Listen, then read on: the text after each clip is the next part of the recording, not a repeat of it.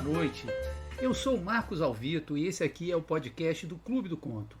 O Clube do Conto surgiu de forma presencial em 2018, teve em vários lugares, até São Paulo, Lapa, Ipanema, Tijuca, Lagoa. E depois, em 2020, ele se tornou um Clube do Conto virtual, através do Zoom.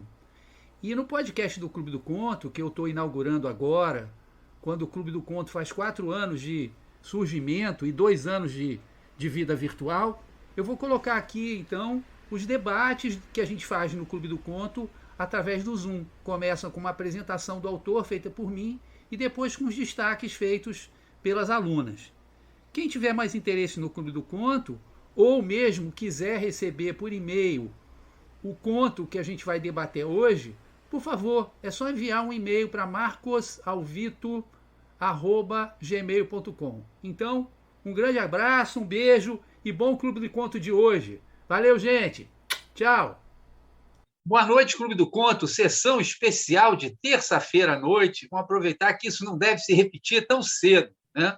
Então, hoje a gente vai analisar A Usina Atrás do Morro, do escritor José J. Veiga.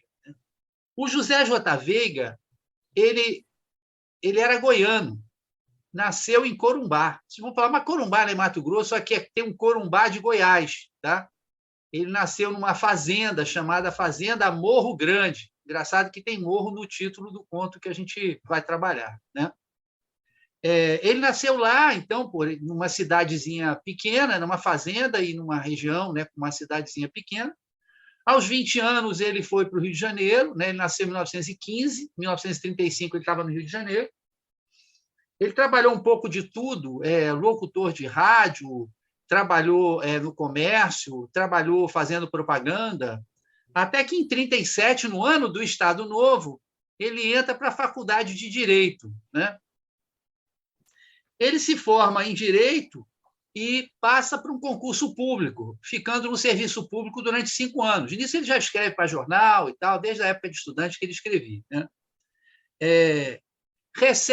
Mas abandona o serviço público para trabalhar na BBC, onde ele vai traduzir textos para o português, né, para fazer as emissões da BBC em português. Depois ele volta, né, e trabalha, sobretudo, no jornalismo, tá? Trabalhou no Globo e em outros jornais, Tribuna de Imprensa, etc. E aí, aos 44 anos, né, ele começa a publicar contos no suplemento literário do Jornal do Brasil, que viram um livro de 12 contos. Esse livro que eu tenho aqui numa edição belíssima da Companhia das Letras, que hoje é detentora dos direitos dele, Os Cavalinhos de Platiplanto. Esse livro é lançado em 1959, né? É o primeiro livro dele e ainda é a obra mais importante, mais famosa dele, onde está esse conto, A Usina Atrás do Morro, que, portanto, né, tem sua publicação em livro em 1959. Né? O José J. Veiga... Boa noite, Patrícia. O José J. Veiga, para quem já era, pelo menos, adolescente na década de 70, sabe que ele era um dos grandes nomes da literatura brasileira na década de 70, na década de 80. Né? Ele ganhou 3 jabutis, 2 na década de 80, 1 na década de 90. A biblioteca, a Academia Brasileira de Letras deu a ele o principal prêmio, o Prêmio Machado de Assis, pelo conjunto da sua obra, né? E ele foi louvado em prosa e verso pela maioria dos nossos críticos literários, incluído o Antônio Cândido, o Silviano Santiago, que, aliás, faz uma belíssima introdução nesse volume, nessa edição que eu mencionei da Companhia das Letras, né? Então, foi um dos nossos escritores mais importantes, a gente pode dizer, do século XX. A obra do José J. Veiga muitas vezes foi qualificada como realismo mágico, realismo fantástico, foi comparada com Borges, com Cortázar, né? O curioso é que o José J. Veiga sempre negou isso, falou que a obra dele era realista. A realidade é que era estranha, né? a realidade que ele descrevia, que era estranha, se tratando de Brasil. Mas o próprio Gabriel Garcia Marques disse mais ou menos isso, falou: os gringos, quando me leem, pensam que é tudo invenção, fantasia, eles não sabem que a América Latina tem umas coisas que até Deus duvida, né? Mas, de fato, o traço marcante, os dois traços marcantes da literatura do José J. Veiga, eu li muito José J. Veiga quando era garoto, quando era adolescente, né? Os dois traços, inclusive, eu tinha uma outra edição original do Cavalinho, de Platiplanto, mas nessas mudanças de casa para lá e para cá, secretário do Departamento de História dizia que eu era um cigano. Vitor, você está morando onde? Se mudou para onde esse ano? Para onde você vai? Estou estranho, estou há 5 anos aqui em Santa Teresa, mas já estou coçando vontade de mudar. Mais de 7 anos num lugar, eu acho uma coisa absurda, né? Então,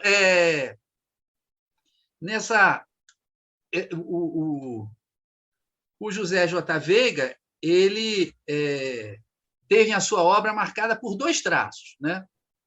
O primeiro traço, sem dúvida, é a fantasia, que aí entra essa questão do realismo mágico e tal, que ele pode até negar, dizer que não é, mas não adianta. A gente pode classificar como tal, né? Não tem dúvida. Que ele cria uma situação, não tem elementos fantásticos, não tem dragões, nem coisa do gênero, mas, na verdade, é uma situação, né? Coisas absolutamente inesperadas e estranhas acontecem. A outra característica é, sem dúvida, o caráter político do José J. Veiga. A gente vê isso na obra dele inteira. Ele está sempre denunciando, né? Denunciando a violência, denunciando a ditadura. Ele escreveu livros em 76, um livro para denunciar os pecados da tribo, para denunciar a própria ditadura. Então, ele opta pela alegoria, ele opta pela fantasia, mas tem sempre um fundo, tem sempre um debate, tem sempre um questionamento político presente na obra dele. Tá? Então, esse conto, A Usina Atrás do Morro, está nesse livro inicial, Os Cavalinhos de Platiplanto, que é o nome de um dos contos, né, da coletânea. Tá? Então, vamos lá. Vamos começar com... o nome dele. O nome dele é José Veiga, mas um amigo dele, chamado João Guimarães Rosa, disse para ele que José Veiga não dava, por questões numerológicas. E aí propôs a ele que ele se chamasse JJ Veiga, que seria muito melhor. Olha, não sei se foi por causa do conselho do Rosa, mas que deu certo, deu, né? JJ Veiga é muito melhor do que José Veiga, né? José Veiga parece nome de, sei lá, azeite José Veiga, né? 100% de pureza e qualidade, numa acidez máxima 0,5%, ou azeitona José Veiga, uma coisa assim. Agora, JJ Veiga, a gente vê que é uma outra coisa, né? Tem algo aí nesse JJ. Então, vamos lá. Eu esperei mais ou menos quase 50 anos para debater um conto do José J. Veiga. Eu li sozinho como adolescente, que eu já era ermitão naquela época, desde adolescente que eu sou ermitão, né? Que eu me recuso ao contato constante com a humanidade, porque a humanidade não vale a pena, né? Então, eu estou em guerra com a humanidade, claro que a humanidade está ganhando, está batendo em mim desde então, mas eu continuo. E eu esperei 50 anos para debater com alguém um conto de José J. Veiga. Hoje, finalmente, o meu dia chegou. Vamos debater um conto de José J. Veiga. É uma felicidade enorme que eu estou. Vamos lá, Silvia, começamos com você. Olha só, eu queria pedir uma licença poética de vocês aí, para eu citar um pouquinho de um parágrafo e depois analisar o outro, porque eu precisava falar essas duas coisas. Tá bom? Pois então, não. Na página 38, ainda mais que vocês sabem que eu trabalhei, minha tese foi sobre o riso, né? Eu estudei riso a vida toda. Então, a página 38 diz assim: o que me preocupou desde o início foi eles não rirem. Isso, para mim, dá a diretriz do conto. Para mim, que estudo o fenômeno do riso, pessoas que não riem é uma coisa muito séria, muito perigosa. E aí eu achei que, a partir daí, eu já fiquei preocupada com o conto, fiquei preocupada. Mas aí na página... Desculpe, Silvio, mas eu tinha que apontar porque você, sem querer, fez uma frase engraçada também. Pessoas que não riem é uma coisa muito séria. É uma coisa muito séria. Aí, na página 51, eu até estou baixando um documentário que se chama Agentes do Caos, eu não vi ainda não, mas que mostra todo, pretende mostrar todo o trabalho que se faz atualmente para fazer o público mudar de opinião, no caso do Brexit, no caso da eleição dos Estados Unidos. Então, chama-se Agente do Caos. E aí eu me lembrei disso quando eu vi essa passagem, na página 51, segundo parágrafo. Os espiões eram outra grande maçada. Não sei com que astúcia a companhia conseguiu contratar gente do nosso meio para informá-la de nossos passos e de nossas conversas. O número de espiões cresceu tanto que não podíamos mais saber com quem estávamos falando. O resultado foi que ficamos vivendo numa cidade de mudos, só falávamos de noite em nossas casas, com as portas e janelas bem fechadas e assim mesmo em voz baixa. Eu achei essa passagem maravilhosa, né? Como é que um elemento exterior, seja ele qual for, pode simplesmente dizimar uma comunidade, pode espalhar o caos, pode destruir. Primeiro vai roendo de várias maneiras, até que destrói tudo de uma vez só. Então, eu achei essa passagem que combina com não rir, né? Porque pessoas que são capazes de fazer isso, geralmente elas não riem. Né? Então, a minha passagem preferida foi essa aqui. Adorei o ponto. Adorei o ponto. Tá ótimo, Silvia. Você já começou realmente com um ponto absolutamente central, tá? Que é essa questão da comunidade, de como ela é afetada pela chegada dessa usina atrás do morro. Isso está essa é a espinha dorsal do conto, né?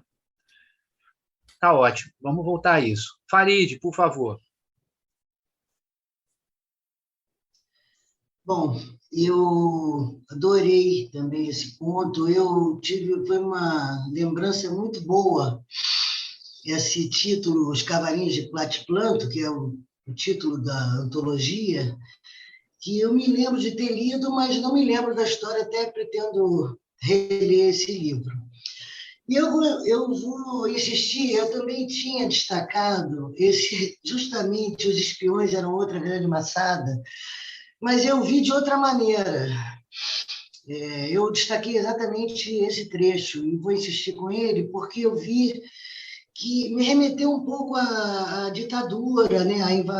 Uma invasão de estrangeiros, de colonizadores, assim, e fazendo com que as pessoas nem falassem mais entre si, sendo vigiadas, e, enfim, portas fechadas, janelas bem fechadas, falando em voz baixa, e isso me lembrou nesse período da ditadura, né? Que a gente até vivia um pouco o final, né?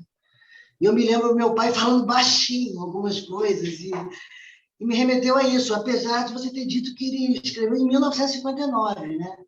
Pouco antes do golpe. Mas teve a ditadura do Estado Novo. Exatamente. Quando ele era estudante, na Faculdade de Direito. Né? Pensa bem. Então, eu adorei, tem vários outros trechos maravilhosos. Lembra um pouco aquele filme, né? Acho que eles se inspiraram nesse conto dele, o Bacurau, que é uma invasão também de estrangeiros e matam todo mundo, e ninguém sabe, aquela tensão toda. Com a diferença que esse conto é uma obra de arte e Bacurau é um lixo. Né? Esse conto é uma obra de arte e Bacurau é um lixo. Tirando isso, realmente, lembra? Não, Alvito, isso é a sua opinião. Eu não acho que seja. Não, mas eu estou falando a minha opinião, né? Tudo bem. A minha opinião, porque eu já expliquei por quê também, né? Não estou falando assim por falar, já expliquei por quê, mas enfim, tudo bem. Mas lembra, Farid? Lembra. O início, a violência, o clima opressivo, gratuito. Né? Tudo isso lembra. Sim, né? sim. Dizer, nem eles se inspirando numa obra de arte, numa obra-prima, eles conseguiram fazer alguma coisa. Impressionante isso. Vitor, jogaram fora essa oportunidade. Eu também jogaram fora. Não, porque eles foram literais, não entende? Concordo. A arte vive de metáforas, ela vive de imagens. Então, eles colocaram um cara que é nazista, não tem nada mais literal do que isso, entende? Já o conto, não. Esse conto é todo montado em imagens e fantasia, e nós, como leitores, vamos construindo, vamos interpretando, vamos imaginando. Por isso ele é uma obra de arte. Por isso o outro é um lixo. Entende? As linguagens são diferentes, né? O outro é um relato E também da é violência. outra. Tudo bem, deixa para lá. Essa sutileza no cinema é mais difícil, mas esse conto é brilhante, realmente. Não quis comparar em termos de qualidade, só me lembrou essa história, e eu gosto dessa história até do filme, mas esse conto é brilhante, muito bom. Não, a sutileza Obrigada no cinema por é ter difícil indicado. para quem não tem arte, né? O Fellini, por exemplo, é o rei da sutileza. A primeira cena do Amacorde Também do é Fellini... literal em alguns. Não, mas peraí, mas ou tem arte ou não tem. A primeira cena do Amacorde do Fellini são umas moças de biquíni mesmo, tá? Não é maiô, não. Elas estão de biquíni na piscina, pegando sol, e Jesus Cristo está sendo levado de helicóptero. Uma imagem de Jesus Cristo sendo levado de helicóptero. Quer dizer, os valores cristãos da família, a moralidade, aquela coisa toda tradicional, convencional da Itália, né? Elas chegam e fazem para Jesus Cristo e falam assim: tchau! Como que tchau, bambino! E tal, tchau, querido, vai embora. Quer dizer, porra, na primeira cena, o cara já diz a que veio o filme, entende? Basta apenas uma cena, mas isso é arte. Né? Mas a metáfora moral aí não, metralhadora, facada, xingamento, não sei o quê, parará. Isso não é arte, não, gente. Isso não é arte, não. Não, eu já estou velhinho, né? 61 anos, então, assim, ninguém mais se importa comigo. Eu posso falar coisas à vontade, né? Que ninguém vai, já está gagá, não sei o quê. Então, eu falo mesmo, vou dar a minha opinião, assim, eu dou abertamente minha opinião. Daqui a pouco eu morro e pronto, ninguém vai ligar para nada, e pronto, mas eu dei minha opinião. Antes de morrer, eu vou dar minha opinião sobre tudo que eu quiser. O que eu achar ruim, eu vou chegar e vou falar. Desculpe, mas o Clube do Conto vai ser um dos lugares que eu vou fazer isso. Né? Mas você está decretando, né? Você não está dando uma opinião, você está decretando eu que estou o dando filme minha não é bom. opinião, lógico, mas eu estou argumentando. Eu argumentei por que o filme do Fellini é bom, por que Bacurau é uma porcaria. Pela falta pelo uso da imaginação, da metáfora, daquilo que a gente chama de arte. Né? Mas tem gente que acha assim, se você é impactado pelo filme, o filme é artístico. Não. Não, o filme pode, através da música e das imagens, impactar muito. Saiu dali, mas qual é a tese do filme? Quais são as ideias que tem no filme? Né? Será que elas valem a pena? É só esse questionamento que eu acho que a gente poderia fazer. Bom, mas a gente não está aqui para discutir o filme. Vamos lá. Dita, agora é você. Obrigado, Farid. Por favor, Dita, vamos lá. Vamos para o conto. A usina atrás do morro. Eu demorei para perceber que era realismo fantástico. Eu achei que ia ter um negócio de vai acontecer. Eu vi o lado político. Depois que eu entendi que era mais doido, né, do que era. Eu separei um pedaço na página 45, porque eu acho que fala um pouco disso que a gente estava falando, e talvez tentando entender o porquê das pessoas se transformarem, né, quando essas coisas acontecem. Foi isso que, mais ou menos, eu percebi. E na página 45 é o primeiro, acho que é o terceiro parágrafo. Diz assim: vendo-o ali bebendo, fazendo gracinhas, faltando ao respeito com os mais velhos e dando cada hora uma resposta, achei que ele estava apenas querendo fazer-se de importante, de sabedor de coisas misteriosas, talvez pelo desejo de imitar os patrões. Então, é mais ou menos isso, né? Aquela coisa do oprimido querendo, quando pode, seria o opressor, né? E essa coisa de que é possível comprar algumas pessoas e aí, por causa disso, destruir uma cidade, uma comunidade, um país, né? Eu acho que foi isso que a Inglaterra fez com a Irlanda, inclusive, né? Comprou uns, né, na Escócia, e aí destruiu o país também, né? Aí foi isso que eu botei. Eu acho que as pessoas se vendem mesmo, né? Sempre tem alguém que tem um preço que vai lá e acaba com certas coisas. Não, esse é um ponto fundamental, né? E até universal, né? Sim. A necessidade de utilizar parte dos oprimidos para oprimir a maioria, né? Mas eu queria chamar a atenção para um ponto que você levantou de início, que é fenomenal, né? E que é característico de muitos contos do José J. Veiga, que ele cria um clima que a gente fica pensando que vai ter um desfecho, a gente vai saber o que é essa usina, quem são os proprietários, o que vai acontecer, e não tem esse desfecho. O propósito é a criação desse clima, né, e o questionamento que isso aí traz, mais do que chegar a uma resolução. Esse conflito fica no ar, o conflito fica pendente, ele continua existindo, né? E você percebeu isso muito bem, esse clima que o autor consegue criar, que ele é um grande mestre, porque para melhorar ele escreve palavras muito simples, né? Você pode botar um garoto, né? Porque pode botar um garoto de 15, 16 anos, estou falando menino, né? Menina, uma de 11, talvez. Um garoto de 15, 16 anos para ler esse conto e ele entende, porque o vocabulário não é complicado. Claro que ele não vai entender todas as referências do conto, né? Mas ele é um mestre em criar esse clima sem precisar de um rebuscamento, de uma maneira muito sorrateira, né? Vai te envolvendo, né? Vai construindo, né? Essa narrativa é uma narrativa que vai te sufocando, vai te estrangulando, né? Você vai se sentindo... Então, isso que você falou, que você achou que ia acontecer, né?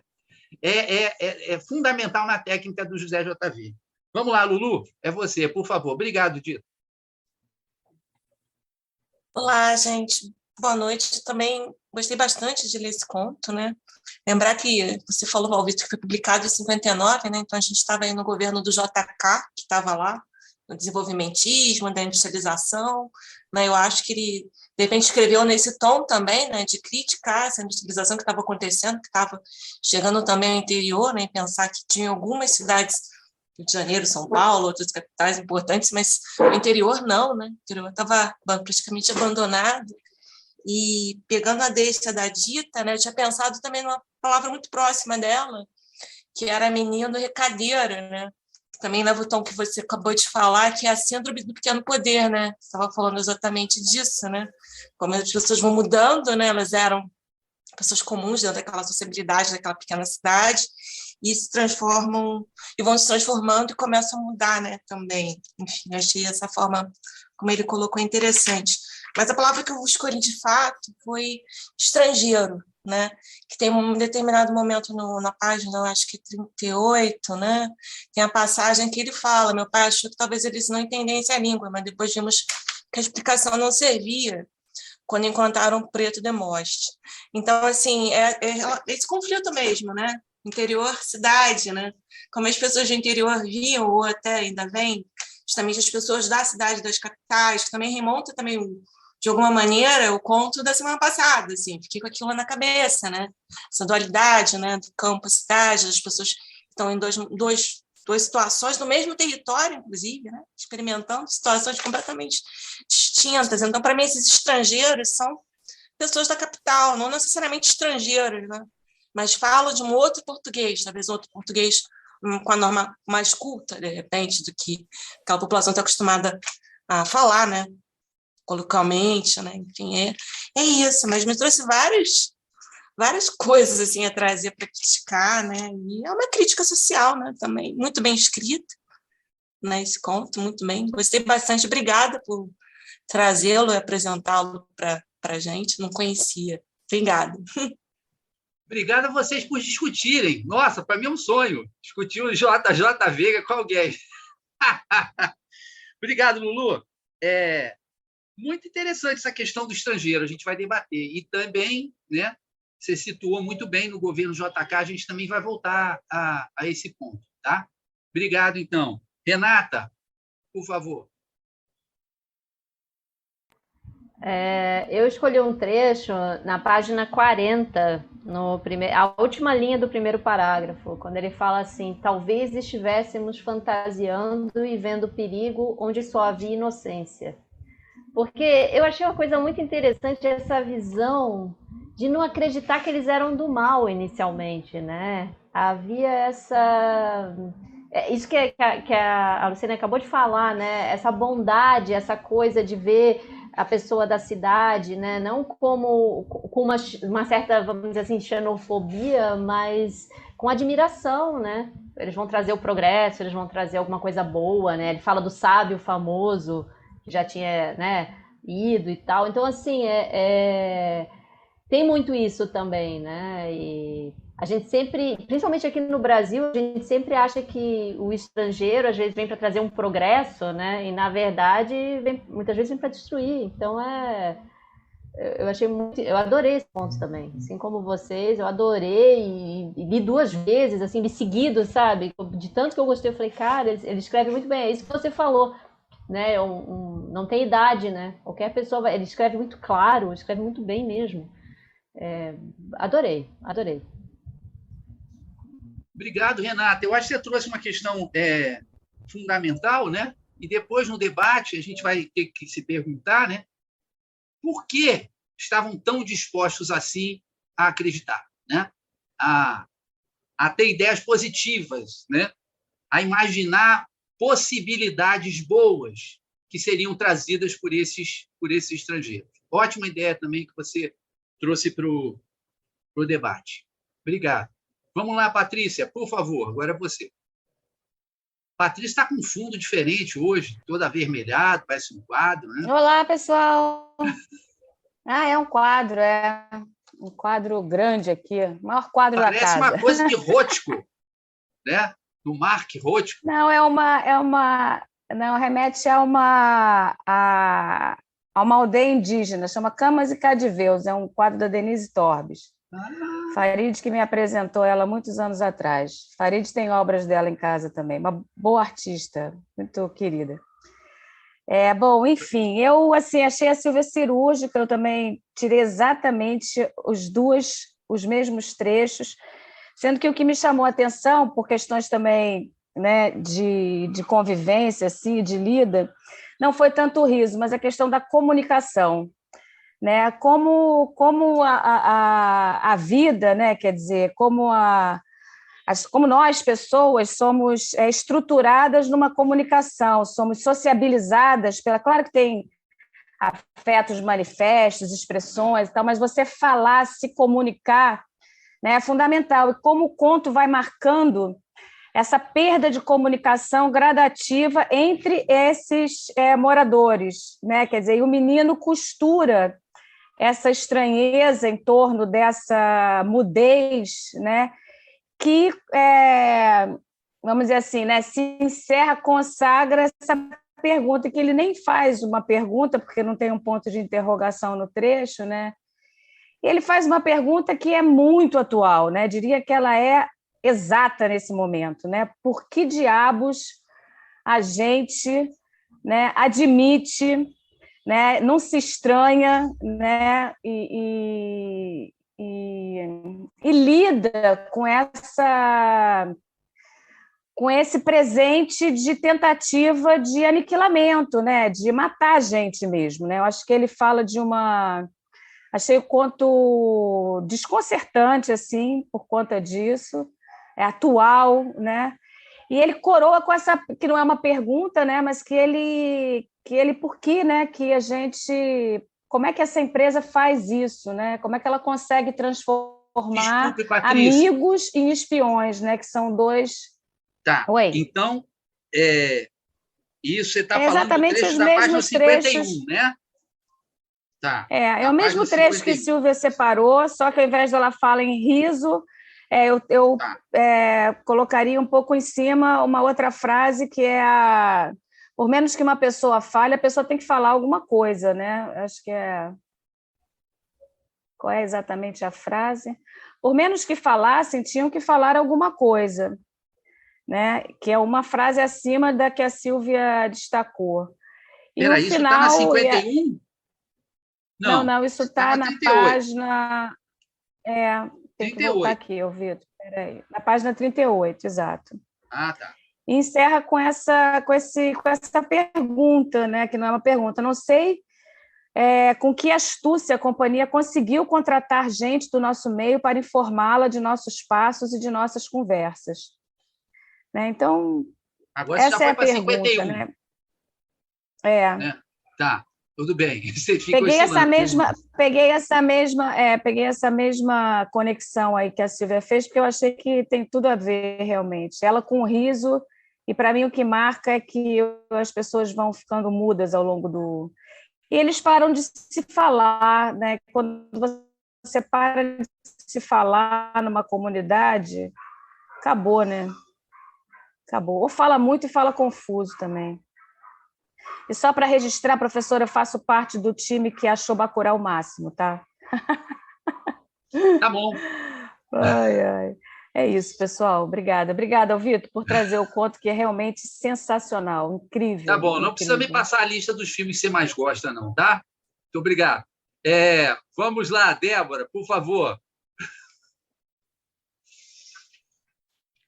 Eu acho que porque a gente falou de Bacurau na semana passada, eu realmente comecei a ler o conto e me lembrei do pouquinho que se falou sobre Bacurau, né? Sobre a invasão de uma pequena cidade. Então, achei que realmente me remeteu um pouco.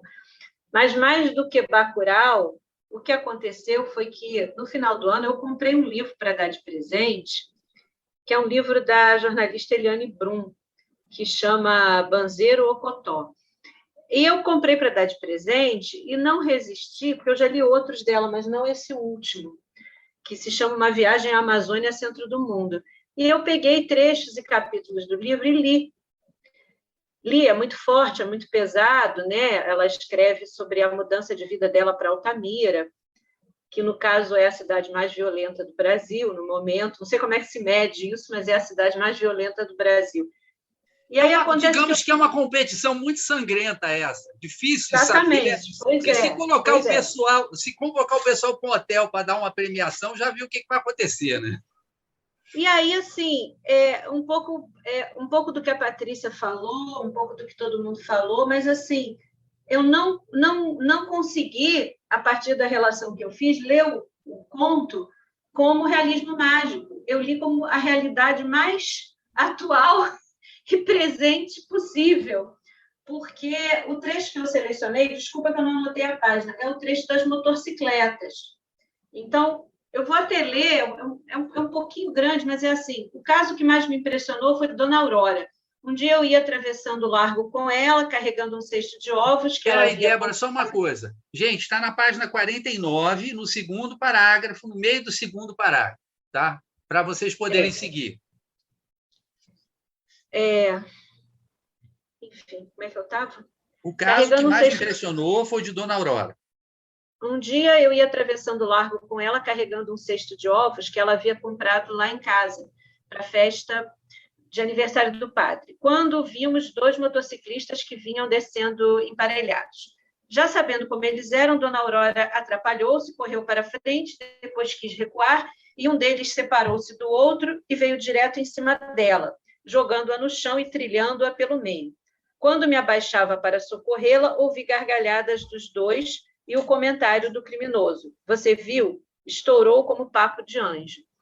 Então, essa violência que chama muita atenção e que é uma coisa muito pesada, e a cidade foi invadida por esses motociclistas, eu não pude deixar de fazer essa relação, porque em Altamira existem algumas causas de morte levantadas, assassinatos, suicídios, mas existem muitas mortes por atropelamento.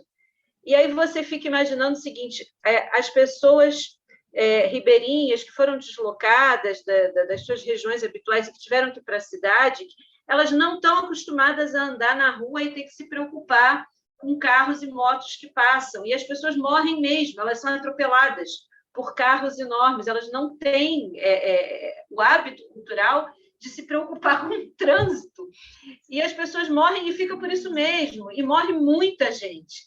Então, assim, infelizmente, eu só conseguia pensar num país em que esse tipo de situação é real.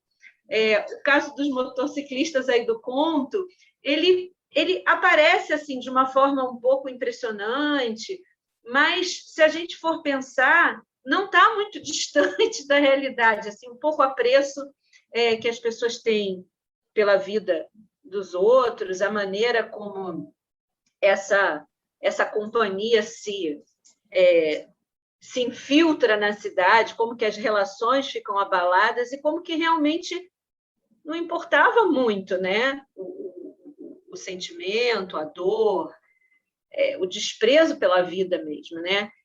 Então, foi isso. Eu achei que essa parte das motos era emblemática só por conta da violência mesmo. Ótimo, Débora. Eu não sei se você pegou essa parte, quando eu estava falando sobre o autor, né? Não. Que ele, a vida toda, negou que a obra dele fosse realismo mágico, realismo fantástico. Ele dizia que era realismo puro e simples, que a realidade é que era estranha, né? Então, ele gostaria muito de ouvir o seu comentário e a sua impressão sobre o conto, né? Quando eu estava lendo esse conto, e aí a diferença da gente ter 15 anos e da gente ter 61 anos, para algumas coisas é bom, né? Para algumas coisas não é tão bom. Mas é bom para analisar o conto, por exemplo, né? Porque a época que eu li esse conto, 75, 76, 77, talvez, né? No máximo 78, que eu era devorador de literatura, sobretudo de contos, e os contos no Brasil estavam no auge, né? Tinha revista de contos chamada Ficção, que era uma revista maravilhosa, ficava contos estrangeiros e nacionais, né? Eu gostava tanto dessa revista que um dia a revista atrasou, eu procurei saber onde era a gráfica, e eu fui até a gráfica para saber quando que a revista ia sair, porque que nem um viciado, um cracudo literário, eu tinha que ter, né, os meus contos da ficção todo mês. Era a revistazinha parruda, tinha uns 20 contos por edição. Bom, então, o que eu pensei hoje, quando eu li esse conto de novo para preparar e tal, depois para escolher, depois eu li o livro todo de novo, depois eu li esse conto hoje para preparar, e eu lembrei de uma frase do Marx, né, que está no Manifesto Comunista, que depois foi apropriada, né, muito bem apropriada, por um marxista nova-iorquino, judeu, chamado Marshall Berman. Escreveu um livro com o título retirado do Manifesto Comunista de uma frase, dizendo tudo que é sólido desmancha no ar. Tá? A gente pode dizer claramente que os últimos 3 séculos da humanidade foram séculos de destruição, né? A implantação, né, de uma nova forma de vida, de um novo sistema econômico, ela se deu graças à destruição de formas comunitárias, religiões, formas de pensar, costumes, até a localização das pessoas. As pessoas foram retiradas, né, ou foram obrigadas pela miséria a fugir para as cidades, que passou a ser o único lugar onde elas podiam conseguir a sua sobrevivência, né? Então, esse é um processo, né, em que tudo que era sólido, né, sobretudo as comunidades, pensem no mundo há 400 anos atrás, né, em 1622, né, tinha muito pouca comunicação, tinha muito pouco transporte, então as pessoas viviam em comunidades, a maioria vivia em comunidades face a face, né, em que todo mundo se conhecia, né, em que todos se comunicavam, etc, etc. Não estou dizendo que era o paraíso, não, mas tinha essa característica, né? Esse conto, ele é um conto muito metafórico. E o barato da metáfora é que ela pode ser usada muitas vezes, de maneiras diferentes, e ela não perde ela não é desgastada, muito pelo contrário, ela é enriquecida, né? Então, a Farid ficou assim, no mato sem cachorro, porque ela falou, caramba, o conto é de 59, eu achei que o conto era sobre a ditadura militar. E poderia ser, ele perfeitamente se aplica, né, à entrada de capital estrangeiro durante a ditadura militar. Se aplica às empreiteiras que foram criadas e cresceram graças à corrupção dos militares durante a ditadura, né? A entrada de empresas estrangeiras, a modificação dos modos de vida, o crescimento das grandes cidades, etc, etc, muita coisa, né? Poderia ser aplicado, talvez, né? Essa atmosfera opressiva poderia se ligar ao Estado Novo, embora aí, nesse momento do Estado Novo, a gente tem um momento de substituição de importações, não é um momento de entrada de indústrias estrangeiras e coisas do gênero, né? Então, aí se adequa um pouco menos a esse respeito, mas eu acho que é uma metáfora para qualquer destruição de comunidade, né? Qualquer implantação de cima para baixo, de fora para dentro, né? De um modo de vida, de um sistema econômico altamente disruptivo, destruidor, com alto custo humano, como a Débora percebeu, né? Relacionando ao caso da Amazônia, né? O caso da Amazônia está se destruindo um ecossistema, estão se invadindo terras de comunidades tradicionais, né? Enfim, está havendo um inchaço de cidades sem infraestrutura, com pessoas mais pobres vindo para morar em favelas, com todo aquele sistema, em narcotráfico, e não sei o quê, milícias e por aí vai, enfim, um caos programado, está se programando um caos, né? Então, essa usina, e notem que a usina ela é atrás do morro. Esse é bem o caráter, como a Dita colocou, de que achei que alguma coisa fosse acontecer, mas nunca ninguém atravessa o morro, né? Quem atravessa o morro não conta. Não posso nem contar, não consigo nem contar, você não consegue nem imaginar, não vou contar. Chega lá, tem uma cerca, não pode atravessar, não pode ir para o outro lado do morro, né? Então, esse conto, a força dele, está no seu caráter muito metafórico, que permite trabalhar com questões em tempos e espaços completamente diferentes. A Lulu também está perfeitamente certa, né? O conto é de 59, em pleno governo Juscelino Kubitschek. Implantação da indústria automobilística também, tomou muitos empréstimos no estrangeiro. O Juscelino devia, né, à época do Getúlio, né, quando Getúlio morre, o Brasil devia 1% do PIB. Quando Juscelino foi embora, o Brasil devia 4% do PIB. Quando os militares foram embora da ditadura, mas da primeira ditadura, né, o Brasil devia 40% do PIB. À época da Dilma, a gente devia já 80% do PIB. Eu não sei, a época desse Bolsonaro aí, a gente deve provavelmente dever 200% do PIB, mas eu parei de acompanhar, porque eu achei que essa novela não tinha mais graça, né? Então, a gente tem um conto que tem essa força. Fala, Farid, você queria fazer um comentário?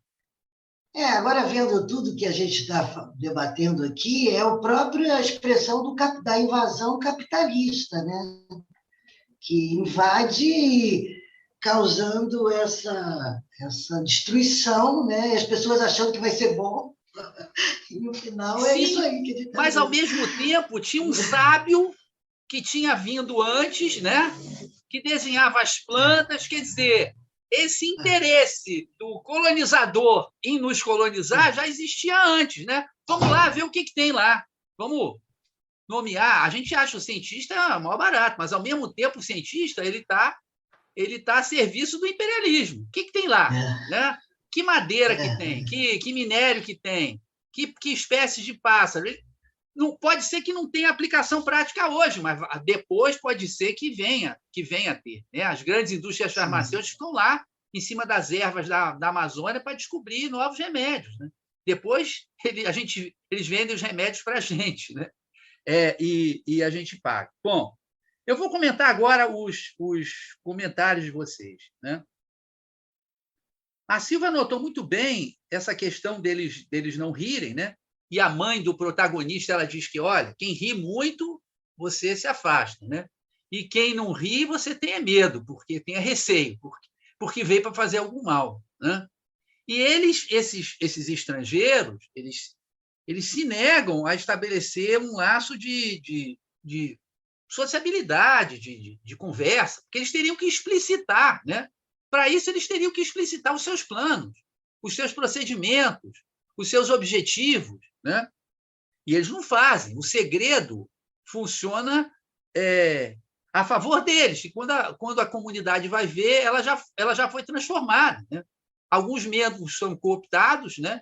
Isso aconteceu sabe? Pode olhar em tudo quanto é lugar, né? Roma invadia, né, uma região lá, uma determinada região bárbara. Primeira coisa que fazia é o seguinte: não, mas quem são os chefes aí? Quem são os nobres? Tá?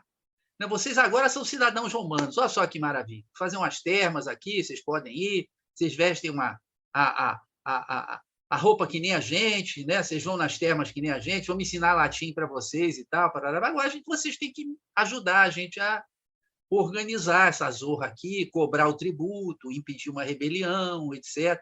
E isso aconteceu. Aconteceu nos piores momentos da história, né? Assim, grupos que foram literalmente massacrados, mas o ser humano é o ser humano, podendo obter uma vantagem, podendo ser morto 15 dias depois e não agora. Eu não estou dizendo que eu não fizesse isso, não sei, né? Não fui colocado diante dessa situação, né?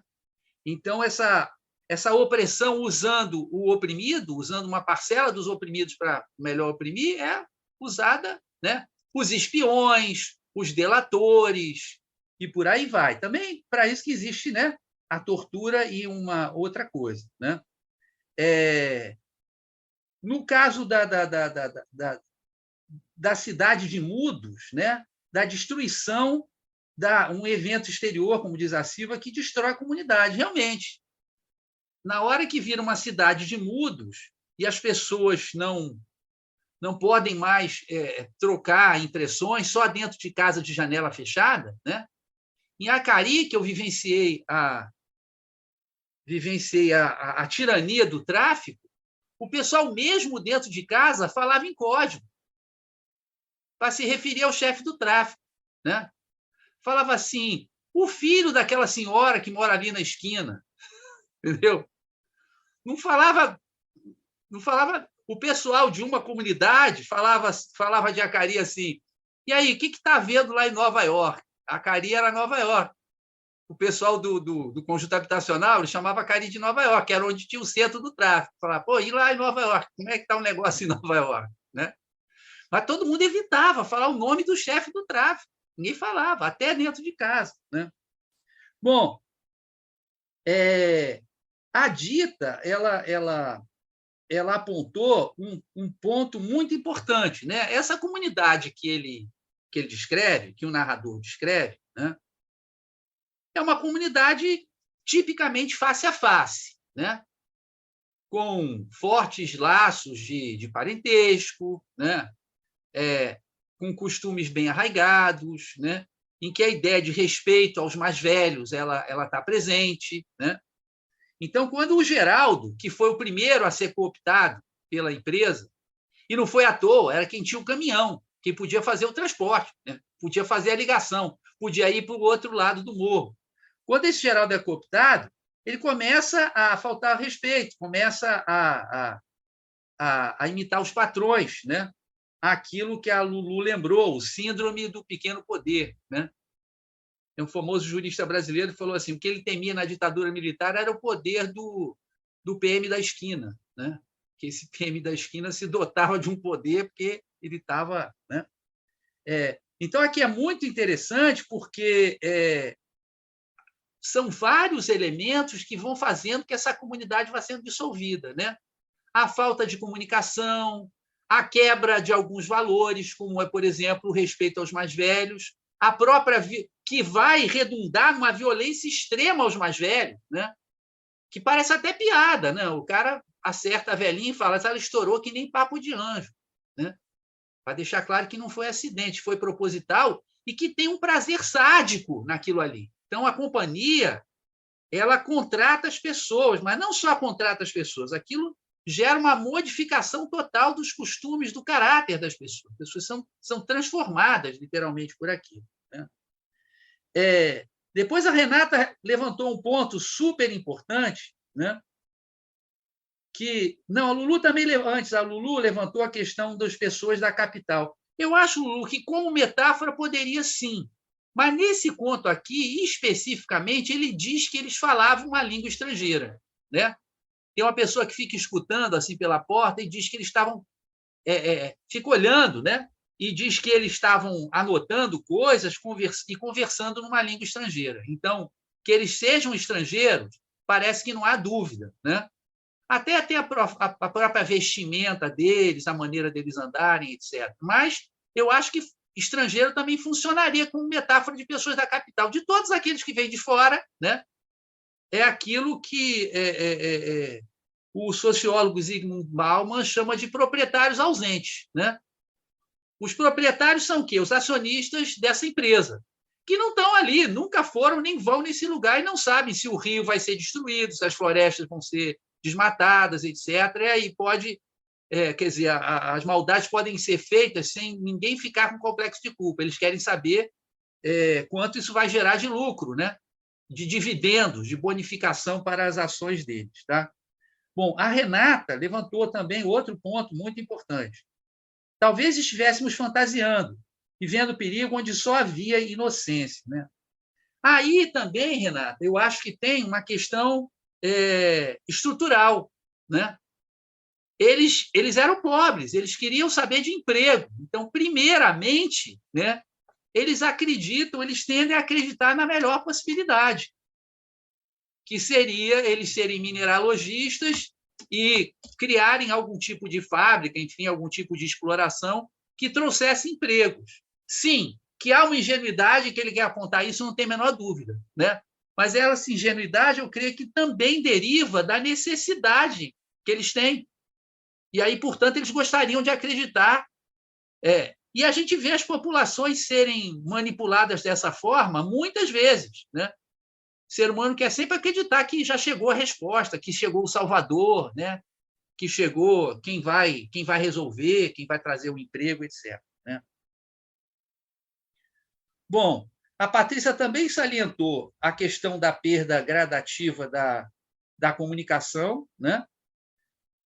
Na verdade, nem é tão gradativa assim, né, Patrícia? Ela é mais... É quase que um salto, né? Daquele pessoal que se reunia, que conversava, não sei o quê, para o pessoal que agora fica mudo e quase que só se comunica dentro de casa. Né? Então, como é que a companhia consegue isso? Os métodos de sempre. Segredo, muitos instrumentos, porque eles trazem muitos instrumentos, né? Uso da força, porque quando ele chega no topo do morro, ele vê que está tudo cercado por soldados, né? por pessoas que estão impedindo aquilo ali. Né? Alguns benefícios materiais para os colaboradores, né? Que vão... Você tem até a mãe do Geraldo que fica chateada porque ela recomendou a ele que aceitasse, ele não queria aceitar, e ela recomendou porque o salário era muito bom, tinha uma série de vantagens e tal, moto e casa e parará. Né? Então, essa cooptação não precisa ser ideológica, ela é simplesmente financeira. E, por último, quando a Débora fala desse livro da Eliane Brum, né, caberia perfeitamente o encaixe. Eu só queria salientar um ponto que escapou a vocês, ou que vocês preferiram, talvez, não apontar, né? Que é a última coisa que eu vou falar, que eu já estou falando muito, mas também esperei quase 50 anos para falar sobre esse ponto, né? Eu acho que tem que dar um descanso. Que é quando o padre diz a eles que não façam nada e que ele vai começar uma novena e que aquilo vai resolver. Esse é um ponto, está na página 39. Vem antes na 38. Vivíamos em permanente sobressalto. Meu pai pensou em formar uma comissão de vigilância. Consultou uns e outros, chegaram a fazer uma reunião na chácara de seu Aurélio Gomes, do outro lado do rio. Mas Padre Santana pediu que não continuasse. Achava ele que a vigilância ativa seria um erro perigoso, supondo que os tais descobrissem que estava havendo articulações contra eles, o que seria de nós, que nada sabíamos de seus planos. Era melhor esperar. Naquele dia mesmo, ele iniciara uma novena particular para não chamar a atenção. Até medo de proclamar a novena ele tinha. Era uma novena no sapatinho. Né? E esperava que o número maior possível de pessoas participasse das preces. Na sua opinião, essa era a providência mais acertada no momento. Se era ou não se sabe, mas que foi o que se seguiu, foi. Né? Então, a gente também tem a intervenção aqui da igreja, que sempre foi, né? Até, sei lá, 1960, uma força de conformidade na sociedade brasileira. Né? Isso desde a época da escravidão. O bispo Azeredo Coutinho escreveu um tratado para justificar a escravidão no século XVIII. Ele dizia, as relações do Brasil com as nações africanas são relações diplomáticas entre países livres e independentes. Portanto, 2, os africanos pagãos arderiam no inferno se não fossem escravizados e, consequentemente, batizados. Essa argumentação do bispo Azeredo Coutinho justificando a escravidão no Brasil. Então, aqui também tem esse elemento, né, da religião sendo utilizada como força para as coisas ficarem no lugar, para impedir a resistência. Né? Para impedir a resistência. Entretanto, uma outra coisa, eu disse que era a última coisa, mas não é que o conto não termina de uma forma tão ruim. Né? O pai dele, ao que parece, havia comprado dinamite. Então, aqui, em 59, ele sugere uma coisa que só vai acontecer durante a ditadura militar, que vai ser a guerrilha. Olha só que interessante. Né? Mas eles têm que ir embora, com uma mão na frente e outra atrás, só que as caixas de dinamite ficam enterradas. Quem sabe um dia elas não são desenterradas, né? E não são lançadas para a usina que está lá do outro lado do morro. Quem sabe?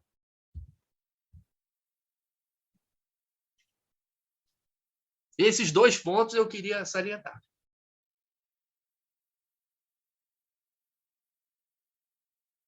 Esse conto não foi censurado na ditadura militar exatamente por causa disso? É uma curiosidade mesmo.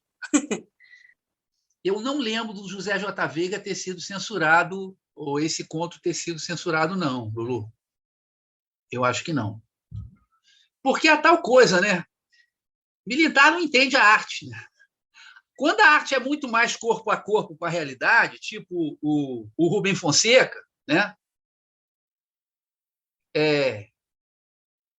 No Feliz Ano Novo, por exemplo, esse livro foi censurado e eu já tinha comprado. Eu fiquei na felicidade, eu tinha 16 anos, eu acho. Eu fiquei na felicidade que eu já tinha comprado e já tinha lido. Quando os militares compraram, eu falei, aqui, ó, para vocês, eu já li, já comprei, já li e guardei o meu. Entendeu? Está aqui em cima na estante. Mas o J. Veiga, que eu lembre, não foi censurado. Né? Que eu lembre, não foi censurado. Mas, assim, até merecia, né, ser censurado, digamos assim. Merecia, porque é de um enorme impacto. Não, eu vou contar um negócio para vocês. Eu não sabia que o livro era de 59. E quando eu li adolescente, era uma traça. Eu não queria saber nem quando é que era o escritor, quando é que tinha sido lançado, nada. Saía lendo, queria saber da história, queria me divertir. Tá? Minha diversão era essa. Então, quando eu fui procurar, falei, 59? Fiquei que nem a Farid. Falei, não é possível, isso aqui é sobre a ditadura militar. Né? Você vê o que é a arte, né? Porque ele captura uma situação que, na verdade, é universal no Ocidente.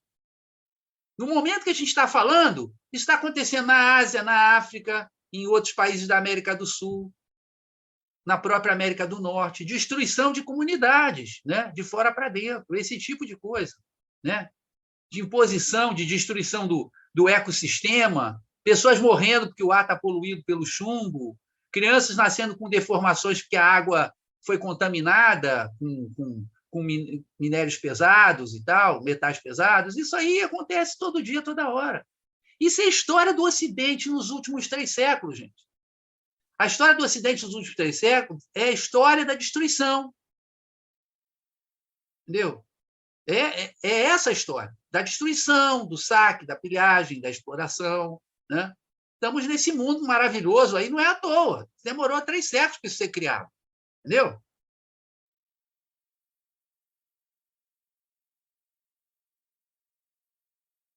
É um mundo tão louco que hoje eu ouvi no meu podcast preferido, do Intelligence do Economist, The Economist, né? Que os caras estão comprando propriedade virtual. E são psicopatas da propriedade. Então, você tem um universo virtual qualquer, tem vários. Nesse universo virtual tem a Torre Eiffel. Aí o cara compra a Torre Eiffel por $3.000. Uns compram simplesmente para ter a Torre Eiffel. Dizer, eu sou dono da Torre Eiffel virtual do espaço, né, do segundo universo, terceiro universo, sei lá.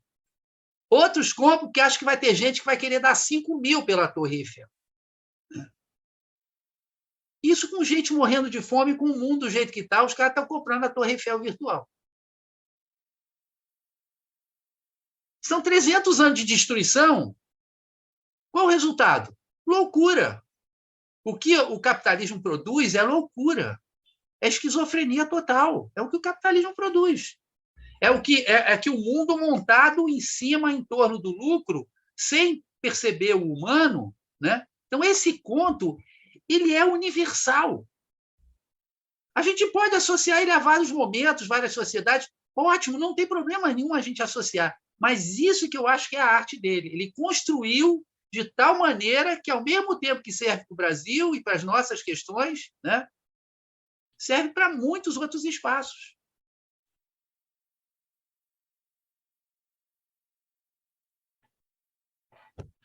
Sim. Se a gente fosse ler esse negócio da Torre Eiffel, a gente ia falar que é realismo mágico também, né? Não, pois é, possível, né? Tomara que fosse. Parece um engraçado porque a Débora mencionou a moto. Para mim, a moto e virem vários de moto foi um de que eu falei, isso aqui é meio, não é tão natural. E para ela foi porque leu aquela coisa do, né, do norte e tal. Mas isso foi uma primeira que eu me toquei, eu falei, isso aqui tá meio absurdo demais, né? Que tipo, quando ele mata, ele faz um comentário, né? E isso acontecia toda hora, e aí as pessoas eram achadas com as marcas dos pneus. E a quantidade que eles falam, eu falei, isso aqui está meio off. E usavam todas, eram vermelhas, né? Então ficou até meio imagético essa cena, né? De que assim, um monte de motos vermelhas, a cidade invadida por motos vermelhas. Mas a moto é um símbolo importante, né?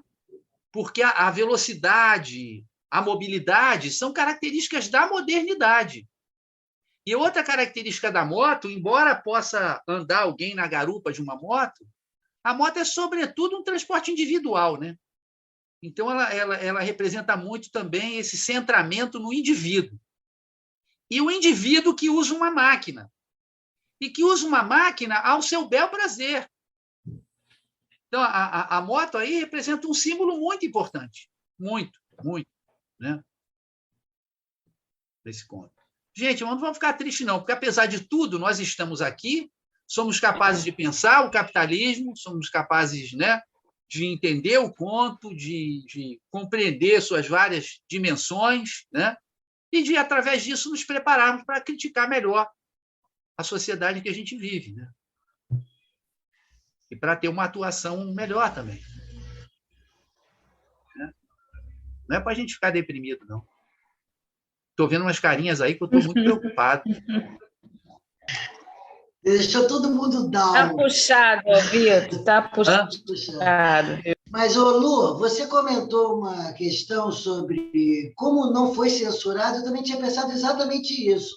Eu me lembro de ter lido J.J. Veiga, e agora eu vejo que foi para esse lado do realismo fantástico, porque isso aqui... Os censores realmente deixaram passar porque são burros e também, sei lá, porque realmente falou e disse, né? Antes e depois, né, desse período aí. Não, outro conto que eu selecionei um outro conto, que é o primeiro conto dessa coletânea. Eu selecionei 2, né? Que eu achei que eram os contos mais debatíveis. Todos os contos são bons, mas são mais debatíveis. Até o Cavalinho do Platiplanta ele é mais, digamos assim, absurdo, né? Do que não dá tanto para a gente pegar e analisar. Mas o outro é A Ilha dos Gatos Pingados, que é um conto sobre crianças. E é genial, sensacional. Eu vou trazer depois, né? Aí você vê o que ele consegue fazer com um conto de crianças. Que só tem criança no conto, praticamente. O pai e mãe aparece ali, mas é uma dinâmica entre poucas crianças, né? Que resolvem criar uma ilha, né? tem uma ilha no Rio e eles resolvem transformar aquilo num lugar e construir coisas ali e tal. Você não dá nada pelo conto, mas é absolutamente sensacional também. Bom, gente, olha só. Eu agradeço a vocês. Depois de quase 50 anos, eu finalmente debati o conto do José J. Veiga, né? Não poderia ser em melhor companhia. Vocês deram contribuições fantásticas, excelentes, né? E semana que vem, a gente tem uma coisa totalmente diferente. É o conto de uma mulher russa, né? Um conto que se passa na época do Stalin, tá? Mulher o quê? Russa? É uma mulher russa, uma escritora russa, tá? A autora do conto, que se passa na época do Stalin. Mas não vou dizer, porque isso já é um spoiler tremendo. Daqui a pouco vocês vão descobrir quem é, mas não vão saber qual é o conto, né? Então, é um livro que foi lançado agora, no ano passado, tá? É uma autora muito interessante, escreve muito bem. Teria vários contos para trazer, mas eu achei que esse é redondinho, é um conto tão legal, né? Tão legal, conta uma história tão interessante de uma moça, né? Ou melhor, de uma menina que está se tornando moça, que eu achei que o clube, que as associadas do clube iam gostar muito desse conto, tá? Então, nós vamos sair da ditadura para o Estado. Mas esse conto da semana que vem tem uma dimensão humana mais marcada, né? Não é só puro sofrimento como esse que a gente leu, tá bom? Então, gente, muito obrigado, valeu, muito obrigado pela carona que vocês me deram. Valeu, pessoal, boa semana, beijo. Até a semana que vem. Valeu, foi gol de placa, hein, Alvito? Muito obrigado. Agradece ao JJ Veiga. Obrigado a você. Beijo, pessoal. Tchau, boa noite. Tchau, boa noite, gente. Boa noite.